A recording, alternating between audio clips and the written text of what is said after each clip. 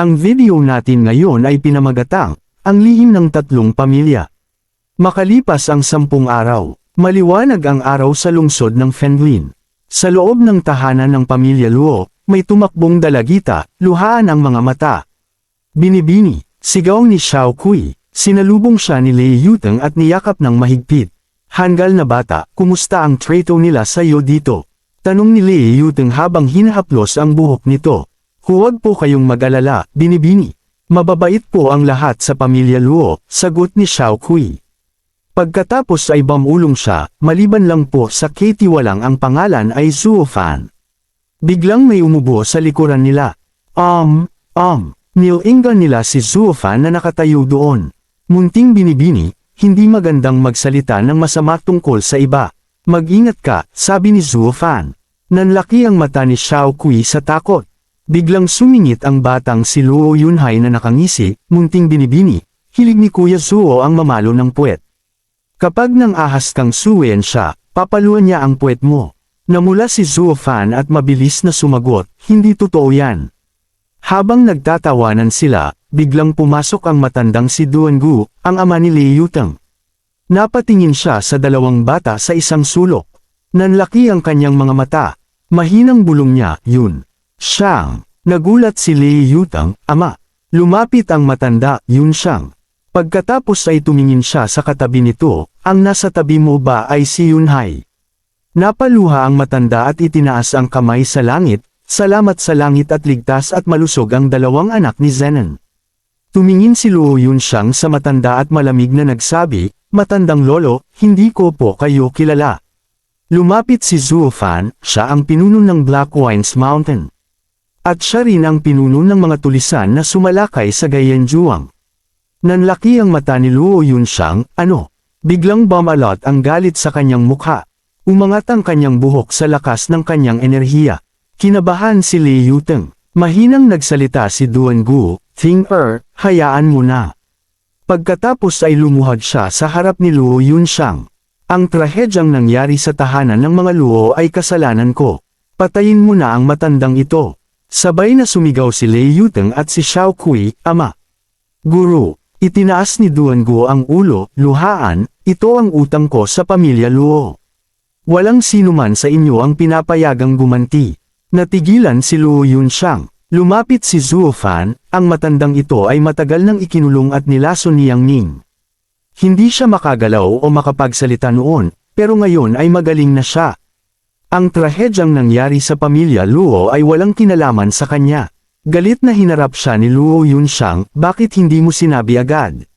Sumagot si Zuo Fan, sa simula pa lang, hindi alam ng matandang ito na nagdala siya ng especially iya sa kanyang tahanan. Ang especially iyang iyon ang tunay na may sala sa trahedya ng mga Luo. Binibini, kung gusto mo pa rin siyang sisihin at patayin, nasa sayo ang desisyon. Napakunot ang noo ni Luo Yunxiang, anong klaseng katwiran yan? Lumapit siya kay Duangu at itinayo ito. Isa ka rin pong biktima. Hindi ka dapat sisihin, sabi niya. Umiling ang matanda, hindi. Magkaibigan kami ni Zenon, pero namatay siya dahil sa akin. Patawarin mo ako sa aking kahangalan at kapabayaan. Tinitigan siya ni Luo Yunxiang, bakit hindi ka man lang binanggit ni ama noon? Malungkot na sumagot ang matanda, si Luo Zenon ay galing sa kilalang angkan, at ako naman ay galing sa mga tulisan sa bundok. Paano may kukwento ng iyong ama ang aming pagkakaibigan? Nang una kaming magkita ng iyong ama, agad kaming naging magkapatid. Pagkatapos noon, natakot akong masira ang pangalan ng pamilya Luo, kaya itinago namin ito bilang lihim. Bukod pa roon, may panata ang aming angkan ng Lei. Bawal kaming maging kaaway ng pamilya Luo at pamilya Kai. Nagulat si Luo Yunhai, bakit po? Minsan sinabi sa akin ni ama, kahit anong mangyari, mabubuhay at mamamatay kami kasama ng pamilya Lei at pamilya Kai. Napatingin si Luo Yunxiang, kilala ko na po ang pamilya Kai, kaya kayo po pala ay galing sa pamilya Lei. Bakit hindi ito sinabi sa akin ni ama? Tumawa si Luo Yunhai, sabi ni ama, ito raw ay lihim ng mga lalaki. Huwag daw sasabihin sa pamilya, lalo na sa tagalabas. Habang nakikinig, napaisip si Zuo Fan, ibig sabihin, ang panata ng pamilya Lei at pamilya Kai, matagal na palang ipinapasa ito. Tumango si Duanguo, tama ka. Ipinapasa ito ng mga ninuno mula sa isang salinlahi patungo sa susunod. Pero wala akong anak na lalaki para magmana nito. Nagulat si Zuo Fan, minana mula sa mga ninuno.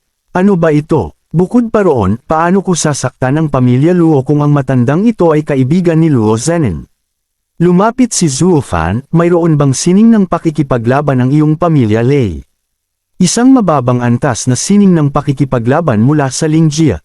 Dahil wala akong anak, ibinigay ko ito kay Tinger. Sa kasamaang palad, ninakaw ng hayop na si Yang Ming ang kasanayan. Ngumiti si Zuo Fan, kaya pala ganon. Hinahanap pala nila ito. Biglang tumayo si Zuo Fan, manatili kayo dito at hintayin ninyo ang aking pagbabalik. Lumipat ang eksena sa harap ng Chenlong Pavilion. Sumigaw ang isang bantay, Kuya Jiu. Dumating si Zuo Fan, Kuya Jiu. Tumahimik ka, wala rito si Tio Jiu ngayon. Bilasan mong umalis dito, sigaw ng lalaki. Hindi ako nandito bilang panauhin. May mahalaga akong sasabihin kay Kuya Jiu. Tumabi ka, sagot ni Zuo Fan. Sumigaw ang babaeng bantay, mahalaga ba yan? Akala mo ba pahahalagahan ka ni Tio Gio dahil isa kang nasa ikalimang antas na magsasaka? Ito ang pavilion ng Chenlong. Huwag kang masyadong mayabang. Ngayong araw, hindi ka maaaring harapin ni Tio Gio. Kailangan mong bumalik. Ngumiti si Zuo Fan, munting binibini. Alam mo ba kung saan ako nagpunta nitong mga nakaraang araw? Saan ka pumunta? Noong nakaraan, nagsama ka ng dalawang babae. Siguradong nasa bahay aliwan ka na naman. Hihihi, sa tingin ko, masyado kayong kampante sa kasalukuyang sitwasyon. Sa totoo lang, ilang araw na ang nakalipas mula nang pumunta ako para suriin ang galaw ng lambak ng Yuming. Malapit na silang dumating at sasalakayin nila ang pavilion ng Chenlong. Huwag ninyo akong sisisihin na hindi ko kayo binalaan. Kasinungalingan. Paano mo malalaman ang tungkol sa mga tao ng Yuming? Imposible yan. Sabihin mo sa Tio Gio mo na dadalhin ko ang pamilya Luo para magtago. Huwag ninyo kaming idamay kapag winasak kayo ng lambak ng Yuming. Biglang bumukas ang malaking pinto. Papasukin siya. Pumasok si Zuo Fan. Lumingon ang babaeng bantay. Oo, sagot niya ng pilit. Lumapit ang lalaking bantay. Kailangan mo ba ng samahan?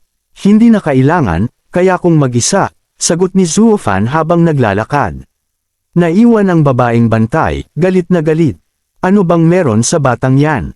Porke isa siyang dalubhasa sa hanay na nasa ikalimang antas kaya pinapahalagahan siya ni Tio Jiu.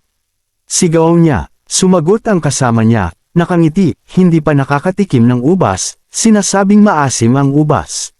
Xiao Nui, kung maging isa kang dalubhasa sa hanay na nasa ikalimang antas, tiyak na ipagmamalaki ka ni Tio Gio. Sa loob ng madilim na bulwagan, naglakad ang anino ni Zuo Fan. Ang mga haligi ay matataas, malamig ang hangin. Nakaupo sa gitna si Tio Gio, ang puting buhok ay mahaba, ang mga mata ay matalim. Kapatid na Zuo, sabi niya, anong impormasyon ang dala mo ngayon? Tumingin siya ng masama, pero babalaan kita ngayon. Kung magsasalita ka ng walang kwenta, hindi ka patatawarin ng matandang ito. Ngumiti si Zuo Fan at tumingin ng diretso. Malapit nang dumating ang mga pinuno ng lambak ng Yuming, at sasalakayin nila kayo. Walang kwenta ba ang impormasyong ito? Natigilan si Tio Gio, pagkatapos ay dahan daw ang lumingon. Kung totoo yan, syempre malaking problema yan. Biglang may tatlong anino na lumitaw sa likod ng bulwagan, nakaupo sa matataas na upuan. Crack, crack, crack. Tunog ng mga upo ang gumagalaw. Nanlaki ang mata ni Zuo Fan. Sa isang iglap, isang napakalaking dragon na nagliliyab ang lumitaw sa harap niya, euro, pula, puti, at ginto ang kaliskis, ang bibig ay naglalabas ng apoy.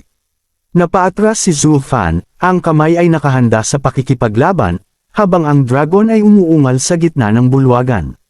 Pawis na pawis si Zuo Fan. Tumutulo ang pawis sa kanyang pisngi at baba, nanginginig ang kanyang labi habang nakatitig sa nagliliyab na dragon. Sa gitna ng katahimikan, isang tanong ang sumabog sa kanyang isipan, sino ito?